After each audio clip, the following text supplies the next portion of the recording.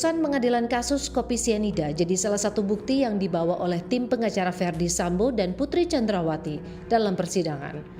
Dari bukti ini, kuasa hukum Verdi Sambo ingin menegaskan dibutuhkannya motif dalam pembunuhan berencana. Bukti B32, satu bundel putusan pengadilan terkait dengan kasus pasal 340, pasal 338, dan juga penerapan pasal 55 KUHP. Untuk bukti B32 kami mengajukan 4 keputusan, yaitu putusan dengan terdakwa Jessica Kumala Wongso yang menegaskan dibutuhkannya motif dalam pembuktian.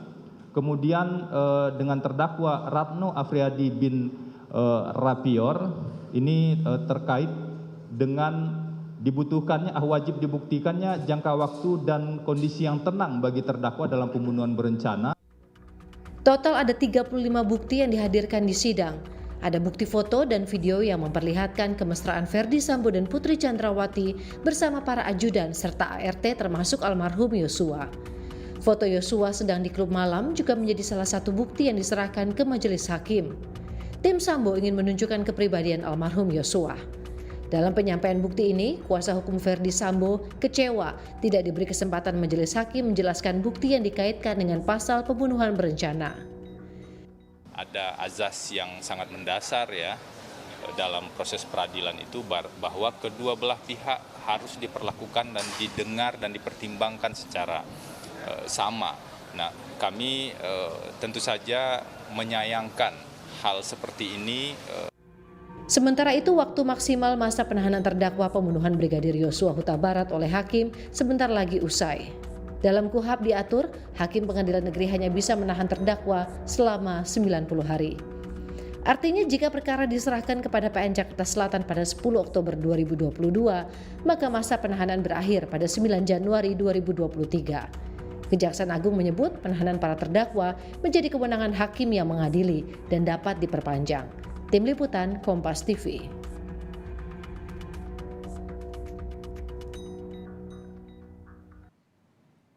Saudara, putusan pengadilan kasus kopi sianida jadi salah satu bukti dari 35 alat bukti yang dibawa oleh tim pengacara Verdi Sambo ke pengadilan. Kita ulas bersama dengan pengamat hukum sekaligus mantan hakim, Kang Asep Iwan Iriawan yang telah bergabung bersama kami di Kompas Malam. Kang Asep, selamat malam, selamat tahun baru. Malam, selamat tahun baru, semangat baru, rezeki baru, sehat selalu. Amin. Kang Asep juga demikian. Kang, kalau kita lihat nih dari sekian banyak bukti, putusan pengadilan kasus kopi sianida ini menjadi salah satu bukti yang disodorkan begitu oleh tim kuasa hukum Verdi Sambo. Ingin menegaskan dibutuhkannya motif dalam pembunuhan berencana. Bisa? Pertama perlu diketahui yang dibuktikan tuh unsur 340 karena terdakwa didakwa dengan 340 unsurnya barang siapa dengan sengaja direncanakan menghilangkan mencabut orang lain. Jadi itulah yang dibuktikan. Kalau itu terbukti sudah selesai. Kalau motif itu sekali lagi ketika hakim akan mempertimbangkan kita hukum mati deh. Kasihan deh atau oh dia telah berbuat sesuatu, oh dia telah melakukan sesuatu. Hanya itu, motif bukan unsur penentu. Sekali, prinsip itu saya kasih dengan bahasa sederhana deh. Motif itu hanya belas kasihan hakim aja. Kenapa dia membunuh itu? Jadi kalau ada yang mengatakan motif itu dikaitkan dengan perencanaan, yang nggak tahu saya harus sekolah lagi di mana. Mungkin saya harus ke Belanda lagi atau saya harus ke negeri mana lagi. Itu pertama ya. Sekali lagi di pidana itu yang dibuktikan unsur bukan motif. Motif itu hanya untuk belas kasihan. Oke, lantas kenapa akhirnya kuasa hukum dari Verdi Sambo ini ngotot begitu, selalu ingin mengungkap motif di muka persidangan? Ya, jadi dia mengatakan sejak awal bahwa kenapa dia melakukan pembunuhan karena istrinya telah diperlakukan tidak senonoh. Itu aja kok. Tapi kan kita baca dari awal dikatakan, apakah perbuatan melawan hukum? Katakanlah itu ada perkosaan, penganiayaan, kemudian membanting 3 kali. Kan bukan dengan cara membunuh. Ya, sederhana.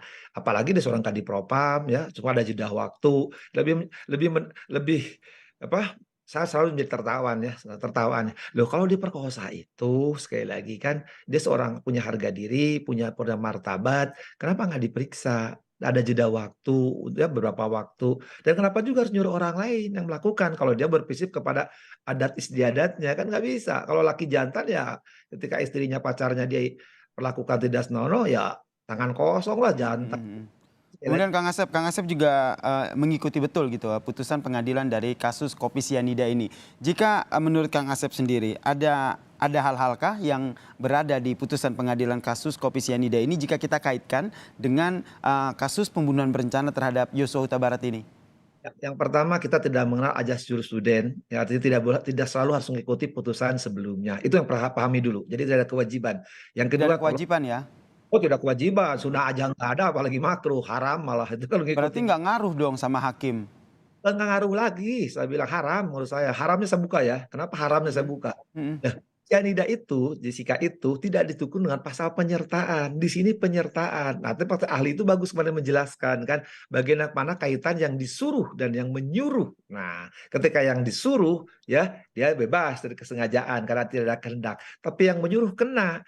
Kalau di cyanida itu pelakunya katakanlah dalam petik ya Jessica, walaupun saya berbeda di situ ya, dan dia menyangkal sejak awal kan. Kalau di sini jelas pelakunya mengakui. Disuruh siapa? Aktor dominusnya siapa? Ya S, itu FS. Jadi kalau menggunakan perkaranya sianida itu jauh panggang dari api, antara ayam dan kerbau disatukan, itu hasilnya jadi sapi gitu. Jadi tolong dipahami putusan itu sekali lagi berbeda kasusnya, pelaku dan yang menyuruh melakukan. Kan kliennya dia yang menyuruh melakukan. Kalau di sana nggak ada yang menyuruh melakukan, yang dituduh kan Jessica-nya sendiri kan. Dan itu juga disangkal. Kalau di kasus ini kan mengakui si Eliezer kan, cuma dia disuruh. Jadi dua perkara di sana nggak ada penyertaan. Jadi tolong dipahami ketika mempelajari pasal penyertaan, yaitu bacanya pelan-pelan deh. Siapa yang harus memahami ini kalau kata Kang Asep tolong dipahami? Yang ngajukan bukti itulah biar didengar ya, saya omongin. Enggak, saya Asep Iwan yang ngomong kok ya. Teman saya kan yang ngomong itu kan, ya. Pahami dong pasal penyertaan dan bukan penyertaan. Jadi ketika lakukan sendiri dan kalau bersama-sama, itu dua hal yang berbeda. Itu pahami ya. Kalau masih nggak yakin, datang ke rumah saya, datang ke kampus saya, yuk ntar saya kuliahin. Oke, kemudian dari kasus ini Kang Asep berarti menurut Kang Asep sendiri putusan pengadilan kasus kopi sianida ini tidak akan berpengaruh pada pertimbangan hakim. Karena kan tadi kata Kang Asep memang intinya adalah 340. Tapi yang dilihat ataupun yang tengah dilakukan oleh kuasa hukum dari Verdi Sambo ini adalah berusaha untuk meringankan hukuman yang diberikan. Bisa seperti itu, Kang? Ya ini motifnya itu berbeda. Katakanlah kalau di sianida itu motifnya karena kecemburuan ya, karena tanda petik ya, yang selalu didengungkan adalah karena tidak punya hubungan sesuatu, kemudian dia merasa sakit hati lakukan. Nah ini kan bukan hubungannya sama orang lain, jadi motifnya berbeda. Kalau katakanlah dendamnya dendam karena apa? Kan dendamnya karena yang satu mah dipakai istrinya, kalau ini dipakai temannya. Itu dua hal yang berbeda saya kira. Nah ini juga faktanya juga itu ada jangka waktu yang berbeda gitu kan. Itu yang perlu dipahami. Kemudian modus operandinya juga berbeda. Jadi kalau dikaitkan ke sana pasti sekali lagi pasti putusan sianida ini akan disampingkan oleh hakim, malah mungkin tidak akan dipertimbangkan, tidak dilihat pun mungkin tidak. Oke, tapi menurut Kang Asep sendiri ada beberapa ahli yang juga dihadirkan juga, ahli meringankan dari terdakwa Verdi Sambo dan juga Putri Candrawati. Apakah dari ahli yang sudah dihadirkan, yang kita sama-sama dengarkan keterangannya ini ada peluang yang akhirnya mengubah keputusan hakim, oh ini bisa diringankan lah? Ya, sekali lagi, ahli itu bukan yang meringankan ya. Ahli itu ketika hakim ya jernihkan untuk terangnya perkara dipanggil ahli. Kalau ahli tidak menjadi jernih, tidak membuat terang perkara, bikin butak, bikin buram, ya mana hakim pertimbangkan. Kalau sedang butak, sedang buram masih diambil, ya pasti nggak. Sekali lagi pasti dikesampingkan, dipertimbangkan paling seperti yang nggak paling gampang lah, ya. Kalau itu perkosaan, lagi pula nggak ada terjadi perkosaan, ngapain mempertimbangkan perkosaan? Nah, ketika satu lagi yang menarik juga, ketika mempertimbangkan motif dikaitkan dengan kesengajaan, wah itu jauh panggang dari api pula. Jadi itu tidak akan dipertimbangkan. Sekali lagi ya, keterangan ahli itu jernih. Jadi ketika jernih hakim bikin butek, saya yakin dipertimbangkan tidak akan muncul. Menurut Kang Asep, keterangan yang disampaikan oleh ahli dari terdakwa Verdi Sambo ini menjernihkan atau bikin butek seperti tadi kata Kang Asep? Ya, semua orang boleh berpendapat, kan kita juga A, B, C, D, namanya ahli kan boleh berpendapat gitu kan. Nah, sekali-kali boleh aja kalau sama ahli teori, cuman kembali lagi, kalau ahli tidak sesuai dengan teori, tidak sesuai dengan asas, tidak sesuai dengan norma, tidak sesuai dengan filsafat, tidak sesuai dengan asas, bahkan tidak pernah mempraktekkan 340, artinya tidak pernah pengalaman 340, yang ngarang lah namanya.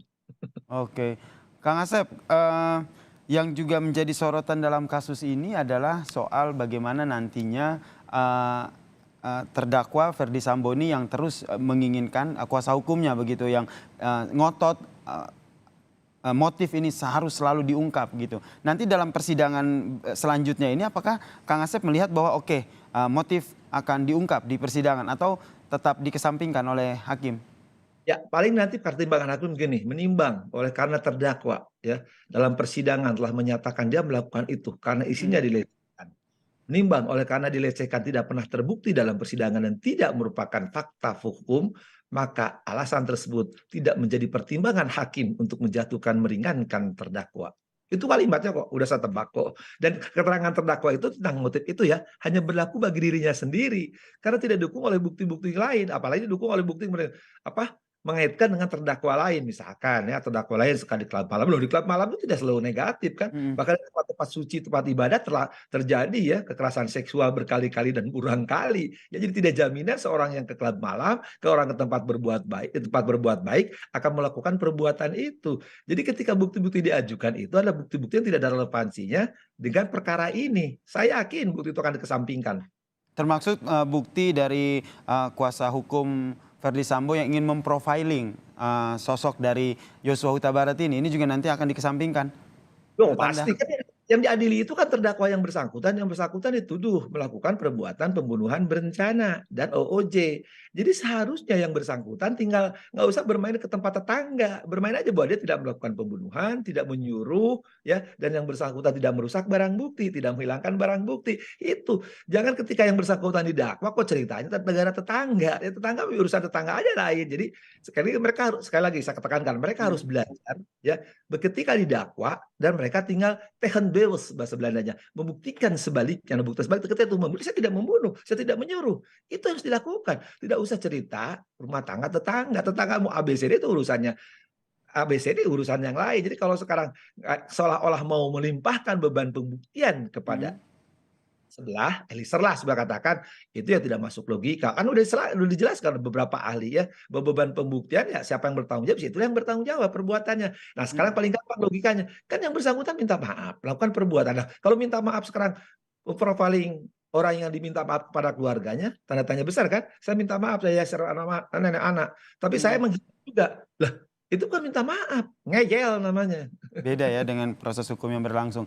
Kang Asep, ini kan nanti akan ada agenda pembuktian nih. Masing-masing terdakwa, jaksa penuntut umum juga akan menghadirkan sejumlah alat buktinya nih.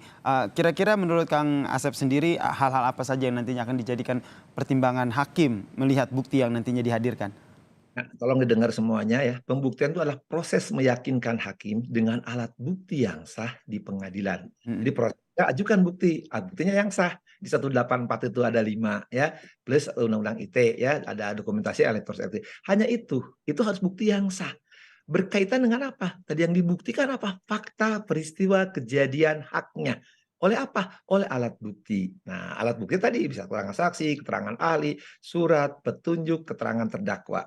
Jadi kalau nanti udah punya saksi-saksi membuktikan ada yang orang dihilangkan nyawanya, ya, kemudian dengan cara apa? Dengan cara sengaja, dia mengetahui dan menghendaki. Bahkan dia adalah aktor intelektualitas. Ya, kemudian kenapa dia meninggalnya? Oh, ada visum udah dihadirkan kan, itu aja mainnya di situ, nggak usah jauh-jauh lah ke sana ke klub malam, jangan-jangan nanti ke pesantren, jangan-jangan ke tempat ke gereja, jangan ke vihara lagi, bukti nggak usah jauh-jauh, itu aja, bahwa buktikan sekali lagi untuk FS ya, buktikan bahwa dia tidak membunuh, dia tidak menyuruh, udah kejar aja. Kalau dia mengatakan menghajar, kata hajar itu perkuat ya.